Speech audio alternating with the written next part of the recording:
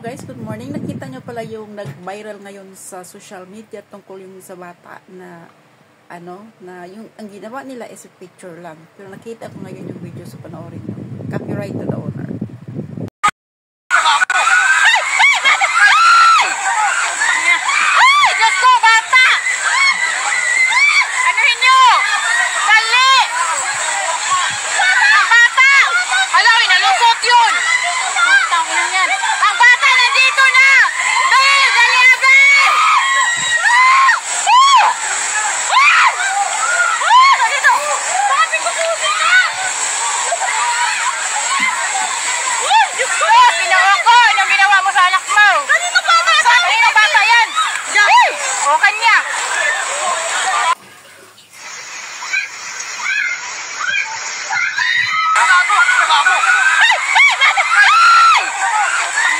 Video guys. Ang bata pala ang may siguro bigla siyang, yung bata na yan ay biglang nabitawan ng ina pagkatapos tumakbo at tumalon. Grabe, nakakatakot.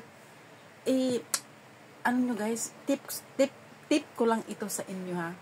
Kasi bilang magulang din ako.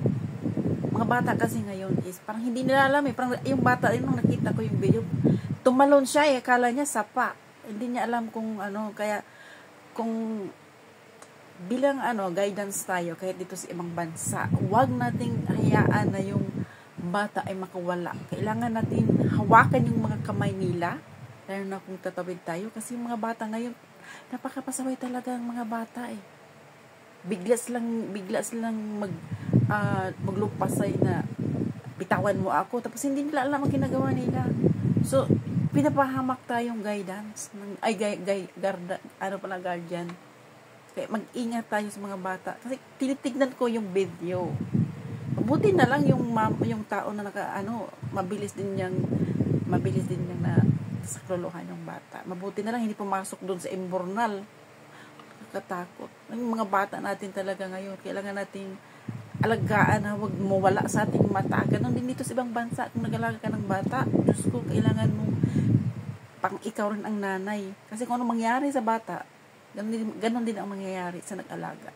So, napakahirap po bilang isang OFW, mahirap po talaga mag-alaga din ng bata. Kailangan focus, pero sakali yung ibang amo naman ay hindi nila naiintindihan yung trabaho ng bilang katulong. Kasi all around ka na nga, may bata pa na pasaway. Kaya nga, yun ang sinasabi ko na 100% na pasensya na dalhin mo dito sa ibang bansa kung ikaw ay maghanap ng trabaho or ikabubuti ng inyong kinabukasan. Kaya pasensya talaga at kailangan mo tuunan ng pansin yung alaga mong bata dahil yan talaga ang mahalaga. Safety. Okay? At anong gawin mong paliwanag kasi bata yan, kailangan talaga na protektahan mo yung alaga mo, yung trabaho mo. Kasi yung bata wala pang alam. Yun, ilang taon pa yan, siguro 3 years old. Oh my God. So, mabuhay. So, ingatan natin ang ating mga alaga natin, mga anak. Yun lang ang tips ko. Kayo ay mag-ibang bansa. Okay? Thank you and have a nice day. Thanks for watching. Don't forget to like and subscribe my YouTube channel, Still TV RSS Rose Farm Blog. Thank you and have a nice day. And also my Facebook account.